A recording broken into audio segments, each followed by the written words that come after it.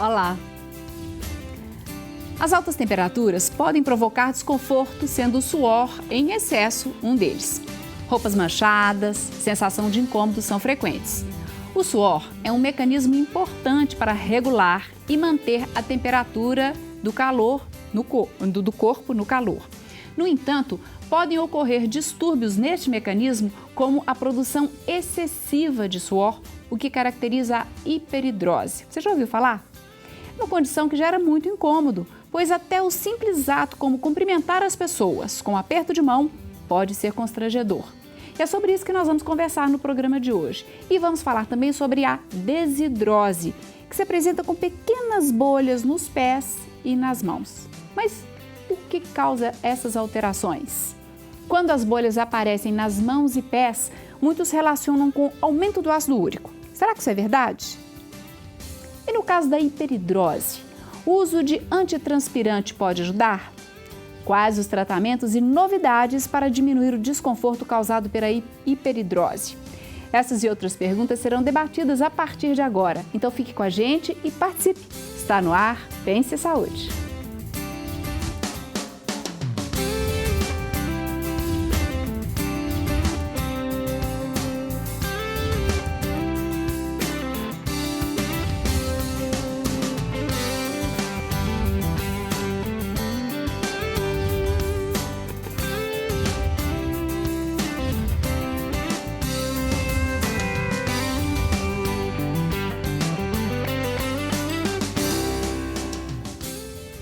Para falar sobre hiperidrose e desidrose, estão conosco hoje a dermatologista doutora Rosimeire Pimenta, o cirurgião torácico doutor Leonardo Brandi Rodrigues e a endocrinologista doutora Simone Magnavita Sabino Campos, todos médicos cooperados da Unimed BH.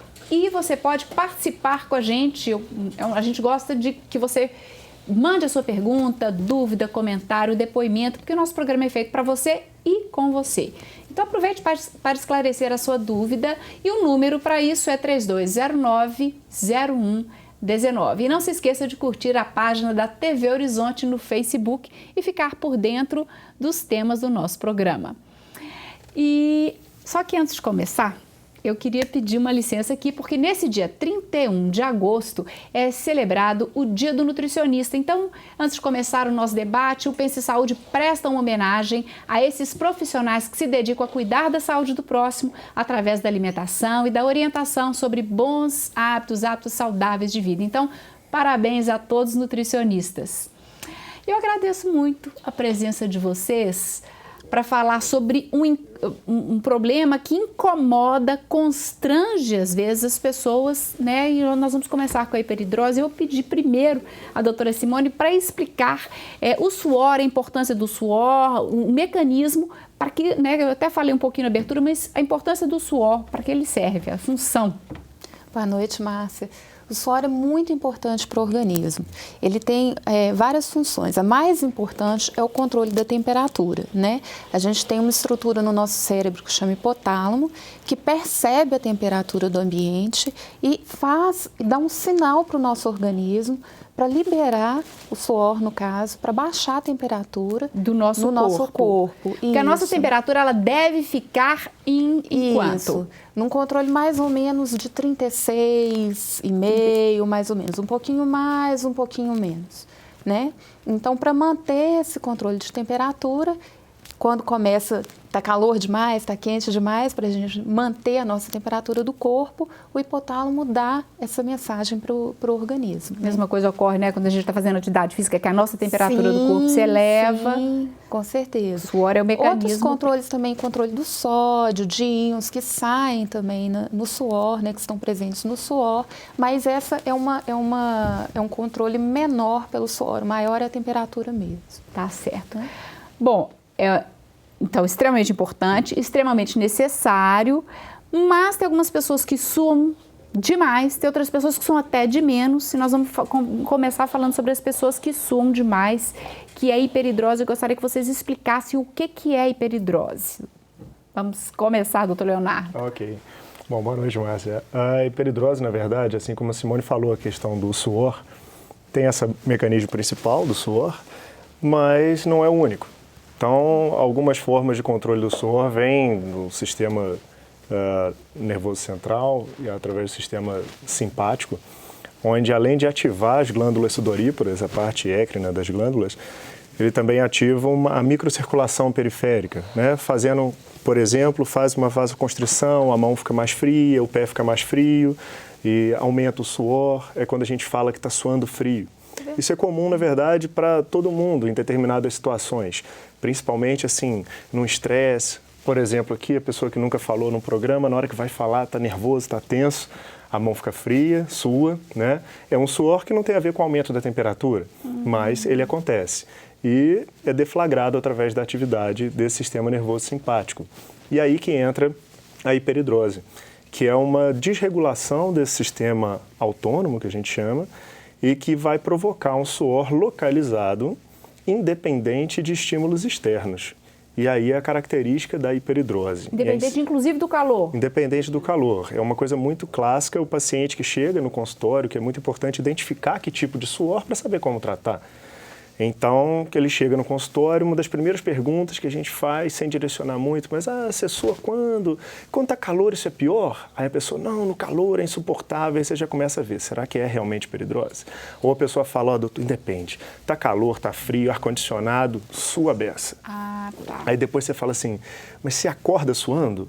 Aí a pessoa, não, quando eu acordo tá tranquilo. Aí é só eu começar que começa a suar. Porque quando você acorda, o seu sistema nervoso também está mais brando, você não vai suar. Começando o dia. Né? Então, são algumas perguntas que a gente começa a fazer para identificar a hiperidrose localizada. Então, à noite, não é comum a pessoa que tem hiperidrose. Dormindo, não. Né? Porque poderíamos pensar até de... Né? Exato. Tem uma outra entidade que é chamada sudorese noturna, que é esse excesso de suor à noite, mas não é o mais comum. O mais comum é a hiperidrose focal mesmo, primária, que é essa que à noite desaparece. Né? Você queria comentar, doutora Rosemary? Inclusive, o local do cérebro onde é que comandam esses dois tipos de hiperidrose é diferente, né? Um é mais hipotalâmico, outro é mais cortical, são termos mais técnicos, mas assim, são áreas diferentes, então isso distingue muito bem as duas doenças. Né? Depois eu vou até perguntar um pouquinho sobre essa sudorese noturna, mas em relação à hiperidrose, onde ela é mais frequente de ocorrer? Quais partes do corpo que são mais acometidas pela hiperidrose? Como ela é regida, como o colega falou, pelo sistema nervoso autônomo, esse sistema nervoso atua nas glândulas. Então, onde nós temos mais glândulas, né? Que são palmas e plantas dos pés, regiões axilares, né? Região virilha e face e couro cabeludo também. São as regiões onde estão mais presentes essas glândulas. As queixas mais comuns, então, é palma e axila. E axilar batem o recorde. Axilar bate recorde. Porque suar é uma coisa normal de todo mundo, mas aí, então, o que diferencia? Será que o meu é normal ou hiperidrose? É exatamente essa condição que você explicou, de não necessariamente estar calor, de não necessariamente você precisa desse estímulo externo, né? E é interessante porque todo mundo sua. Claro. Mas a pessoa com hiperidrose, ela percebe esse suor com frequência. A gente que não tem hiperidrose, se eu te perguntar, você sua? Você vai falar, suo, mas você não percebe isso. A pessoa com hiperidrose, isso é uma constante no dia dela. O suor, ela percebe mais do que qualquer outra coisa. Até quando ela não está suando, ela pensa no suor, porque ela fala, ainda bem que eu ainda não estou suando, mas já sabe que daqui a pouco vai começar. A vida da pessoa passa a ser regida por isso. Exato. Isso acaba virando um ciclo, né? Ela fica com aquele medo de vou começar a suar e isso dispara o sistema nervoso dela. E aí vem mais suor. E aí que sua mesmo. E é interessante porque em relação ao suor axilar, acho que uma outra pergunta de consultório, assim, você restringe as cores de roupa que você usa? As pessoas não usam roupa assim, azul, vermelho, porque marca o suor, né? Aparece mais. Então é tudo branco e preto, porque aí disfarça, né? Então isso a gente vê muito, assim. São algumas coisas que as pessoas que a gente está falando aqui, que tem hiperidrose, na hora vai falar, nossa, é mesmo. Acho que a gente tem até imagens aí da mão, da planta que você falou, né, doutora Rosemary, que mão e planta do pé. Depois se a gente podia colocar algumas imagens aí, porque é um suor às vezes até diferente, chega às vezes até a pingar, né? A pessoa precisa usar. Não, aí já não é, aí já é uma desidrose que nós vamos mostrar depois. Porque Claro que o suor, dependendo da quantidade, realmente pode ser constrangedor. Mas dependendo, pode inclusive inibir a pessoa de cumprimentar a outra. É nesse nível, até de trabalho, né? E 1 a 3% da população, a gente estava comentando antes, é acometida pela hiperidrose. 1 a 3%? Então, da população. Então é muito frequente, né? Muita gente. E pode chegar ao ponto assim, de comprometimento da vida social, da vida profissional, da pessoa evitar eventos, evitar circunstâncias, por causa desse desconforto excessivo, né? De cumprimentar as pessoas. Usualmente, né? na hora que a pessoa vai cumprimentar, a pessoa que tem a hiperidrose, ela antes de estender a mão, ela já passa na calça. Ela faz assim. A gente até mostrou ali uma pessoa que está sempre com um lencinho na mão, com alguma coisa para, né, exatamente para esses momentos. Agora, existe uma causa, você falou aqui desse sistema nervoso, mas existe uma causa por que a pessoa tem essa tendência a ter esse superestímulo desse sistema nervoso que você estava falando? Bom, na verdade, alguns trabalhos vêm tentando mostrar uma característica genética para esse tipo de suor da hiperidrose. É mais frequente na família que tem hiperidrose terem pessoas com hiperidrose, mas não é essencial essa história familiar, né? E aí a gente cai numa população difícil de descobrir por que tem, por que não tem, mas não tão difícil de perceber essa hiperidrose. E é uma coisa que acontece já desde de criança, a gente já percebe. Por que eu estou te perguntando isso? Porque na hora que você falou da sudorese noturna, uma coisa que a gente percebe na criança, que às vezes aquela criança que brincou muito, na hora que ela deita, ela sua, especialmente na cabeça, às vezes, do travesseirinho ficar molhado. Mas, assim, na criança, ela tem uma dificuldade maior, né, de se adaptar, às vezes, à temperatura.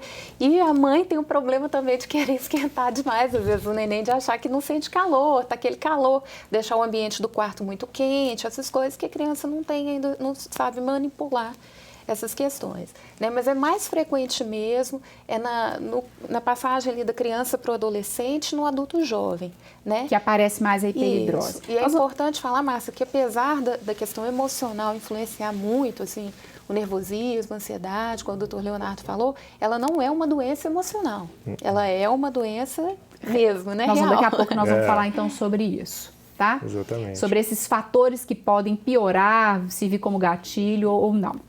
No próximo bloco. Então nós vamos para o intervalo, só que durante o intervalo você pode aproveitar para participar com a gente, ligando e mandando a sua pergunta, comentário ou mesmo depoimento. Estamos falando sobre hiperidrose, né, sudorese excessiva, e também vamos conversar sobre desidrose. E para participar é só ligar para a gente, 3209-0119.